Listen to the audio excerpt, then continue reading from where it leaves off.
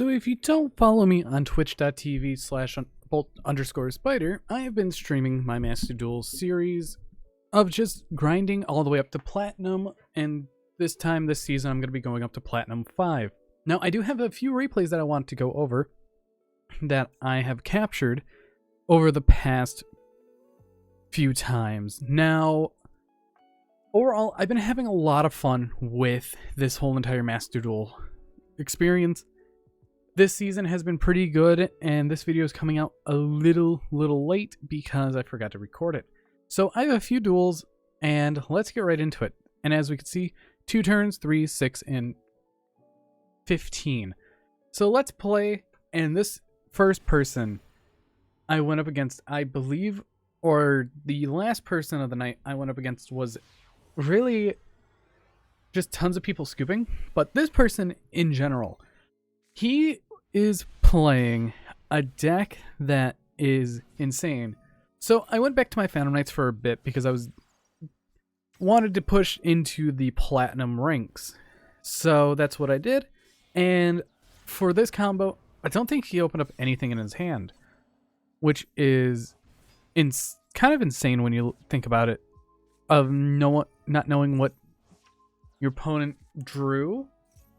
But also it felt like he didn't draw anything, and he just let me do my full combo. So I went up into Appaloosa and the Bardiche with a set Fog Blade, getting a Boots on the field to summon out Breaksword, and Bardiche pop in the Breaksword so I can get the Boots to banish again and grab a Fog Blade in set 2. He activates Tune Table of Contents into Tune Table into Tune Table into Tune Table. So that's Deck Thinning 101. And I ashed him on the last one because I didn't want him to get another spell just in case. I should have done it on the first one, but that's absolutely fine. It really didn't matter what point I did it. So he activates Dark World Dealings, I get a Boots in the graveyard, and I thought, oh, I'm playing against Exodia. Now, I don't know how to show opponent's hand. Replays, show on. And I Fog Blade his Royal Magical Library, and he just scoops. So we could check his deck real quick, confirm opponent, and you can see this is his deck. He was playing Exodia with Chicken Game and all of that. He played Downer Magician because you could make it. So that's one neat little piece that you have. You have to put a lot of stuff into this, like Chicken Games, Upstarts, even the head of Exodia. You have to put a lot into this deck alone. After that, we have against Sebo Bobo. So this player, we really went into 3 games. I forgot which deck I was running against him, but it was a kind of a good back and forth battle there was for the 3 turns. But this is when I'm playing my Danger Orchest. And as you can see, discard the Nessie off of the Greffer. He ashes the Nessie, which is absolutely fine. But then I call by the grave because I drew it, because I wanted this Nessie to go through so I can actually get another dark in my hand, which is very useful. So I grab the Tsuchinoko, use the Greffer effect, send wand, activate Tsuchinoko. It pitches the dark Greffer. It didn't really matter either way. I draw into a Maxi, summon out Grisu, use Grisu's effect, send Nightmare. Then I go into the Galatea play. Now this is one thing I do want to know about Orchest. Their plays are very dependent on what you draw and what your opponent has. So I shuffle back the harp, set the Babel, activate the Babel's effect, and then I'm going to use the Orchest Nightmare's ability to send the harp back. I'm going to use the wand, summon out our Nightmare friend, and this is where I'm going to go up into Dingrisu. Very powerful card, grabbing back that wand. So using a Ding and another monster, summon out Galatea, or IP, and I just pass. He goes Lightning Storm to destroy all attack position monsters. I chain Harp Horror. So this is where it's going to get interesting, because Harp Horror is going to resolve. I summon out Simple Skeleton. Then IP resolves, summoning out a Zeroboros that cannot be destroyed by card effects. He normal summons the Wind Witch Freeze Bell and activates Chime, which makes me use my Maxi against him. Then afterwards, he is summoning out a Glass Bell. I ash the Glass Bell, and that stops him from extending into stuff, but that's absolutely fine. in my opinion. So he summons out the Snowbell. I chain the symbol.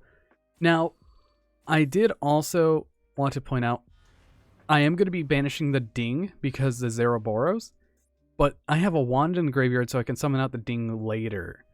So Snowbell is going to summon and Zeroboros is going to trigger. I draw into an Ash off the Max C. That's 2 Ashes so far off of a Max C. So Ding is going to use its effects. Doesn't really matter. I draw a Widow Anchor and another Ash off the Max C. Now off that, I draw an Engage, which is amazing. And I drew another Max C for turn. The reason why Engage is amazing right now is because I don't have enough to facilitate it, but Zeroboros is coming back with a 4,800 body, well, 4,600 body. So that is super powerful. It is super broken. Then Orcust Nightmare is going to boost it up more. Gizmek's going to banish another 8, giving it 1,600. And I was almost at 8,000 with the Zeroboros. So overall, this was a very good duel, even though I did open up super broken. And they are running Wind Witch, which is a very interesting deck to play. Next up, we have Dark Cross. This person was playing the Spiral deck. Now, this went on a little back and forth, and I enjoy Spiral matchups. I really do, even though I've played the deck. I've played it way too much. It definitely deserves all the credits it has. So I opened this hand going first of a Shark Cannon, Widow Anchor called by Rhoda, and Ash Blossom. So I Rhoda, I get the Armageddon Knight. Armageddon Knight gets to summon, activate the effect sending Orcust Harpor because Armageddon Knight's just a 1-card full Orcust combo. You go Grisu, go link up into your Galatea, use the Orcust Nightmare's effect after you shuffle back whatever to get a crescendo. Oh, I didn't even activate it. So I just set 4 pass. I activate Ash on the terraforming that stopped them from getting the Spiral Resort. And I still have a Call by the Grave, Widow Anchor, Shark Cannon, and Crescendo. They activate Rhoda. I allow them to get the Search of the Tough. They normal the Tough. They attempt to activate, and I'm going to Widow Anchor it. So it doesn't go off. After that, they activate the Resort. I Crescendo the Resort because I don't want them to get it a Search. And then they attack into the Galatea, which is absolutely fine. I still have a Shark Cannon and Call by the Grave, so I'm going to Orcust Nightmare, sending a Simple Skeleton, use Simple Skeletons to summon back the Galatea. Then afterwards, I use the Galatea, shuffle back the Nightmare, and I get the Babble out. Afterwards, I'm going to use the Crescendo to search out Harp. Summon out the Harp, link into Long Grisu, and then I'm going to use the effect of Harp. Quick effect, summon out Nightmare, use Long Grisu, shuffle back the Harp and Simple Skeleton to send the Tough to graveyard, go into Ding, and then I attack for 26, then I pass the turn. He attempts to activate Big Red, I chain Call by the Grave, and I think this is where he just scoops. I'm not too sure, or unless if I just attack fully.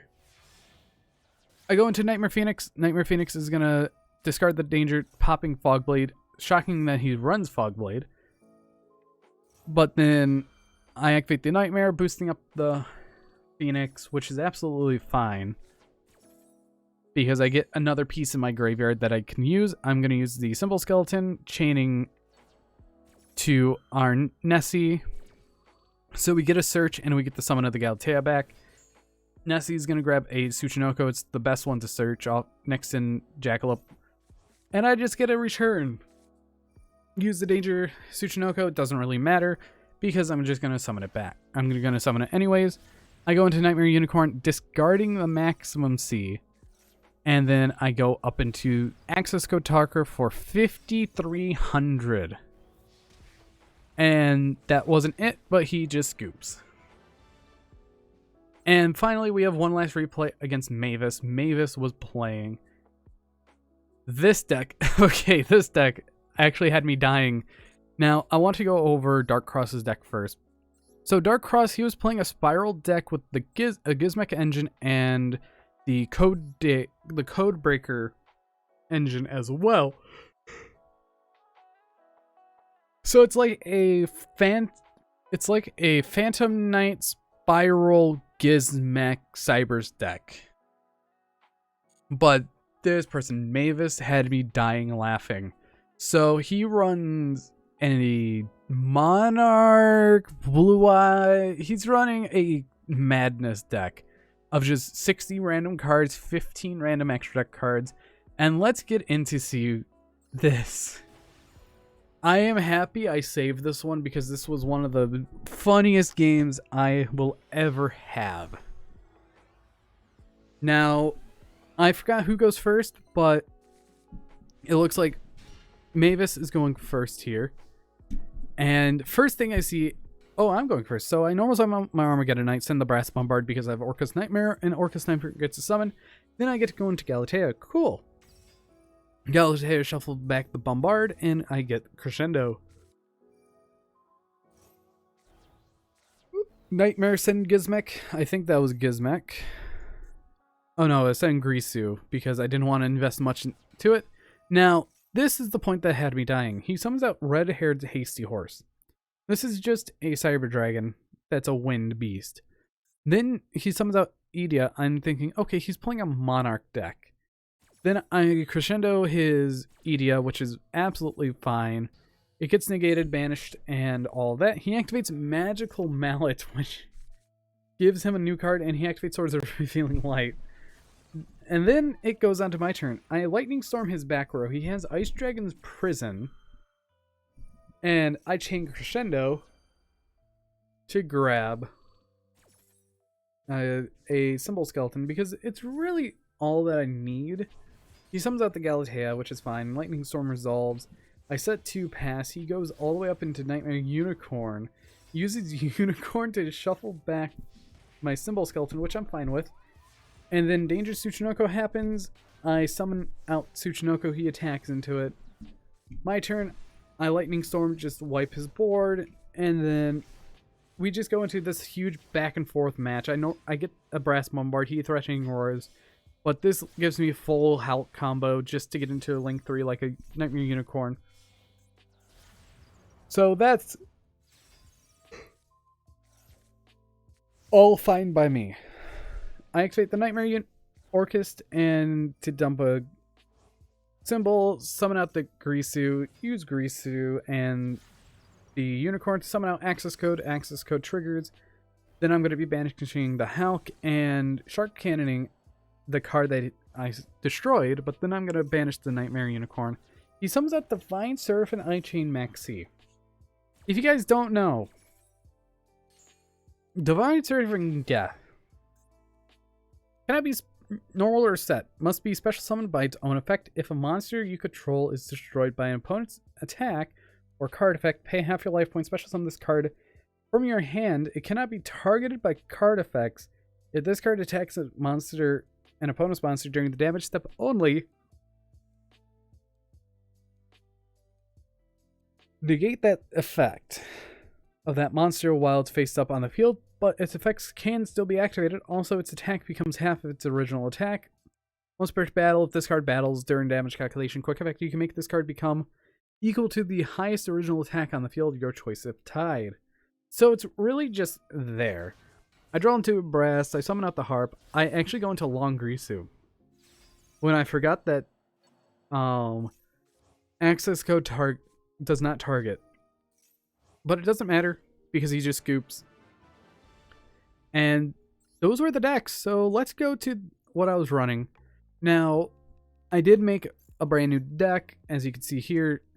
But first off, we're going to do my Phantom Knight list. It really hasn't changed from the last video. Outside of it added in imperms, I'm just thinking of dropping this deck because it's not really that fun and it's very bland. People are going to be running it when the whole entire Brave Engine gets added. So that's one thing to look out for. And then we have our Danger Orca Sky Striker. The story about this, I crafted 2 Danger Nessie. I unlocked a pack for them. I did a few pack openings, and you cannot make it up. So out of the dangers, I pulled double Bigfoot, double 1 Nessie, and triple Snake out of a few packs. So that's one thing. So for the Orcs lineup, we have the Brass Bombard, Double Symbol Skeleton, the Harp, Grisu, Double Nightmare, 1 Wand, and 1 Gizmek. Then after that, we have the Dangers, 2 of each of them, being Tsuchinoko, Jackalope, and the Nessie. And then everything else, we have the 1 Armageddonite, the Double Dark Grepher, Triple Maxi, Triple Ash Blossom, 1 Rhoda, 2 Engage, 1 Sky Striker Afterburner, 1 Return, Triple Lightning Storm now, the 1 Babel, Double Call by the Grave. I still haven't invested in crossouts, which is fine. The 1 Hornet Drone, the 1 Widow Anchor, the 1 Ego Booster and Shark Cannon, Double Imperm, and the Crescendo. And the extra deck is exactly the same as the other extra deck. But yeah, these decks were a lot of fun to play. Now, I hope you guys did enjoy the replays of the videos. But anyways, I've been Bolt Spider. I will see you guys tonight at 8 p.m. Eastern Standard Time at my Twitch, which is linked down in the description below. And if you're new here, please hit that subscribe button, as I really want to hit 600 subscribers soon. But anyways, see you guys in the next video.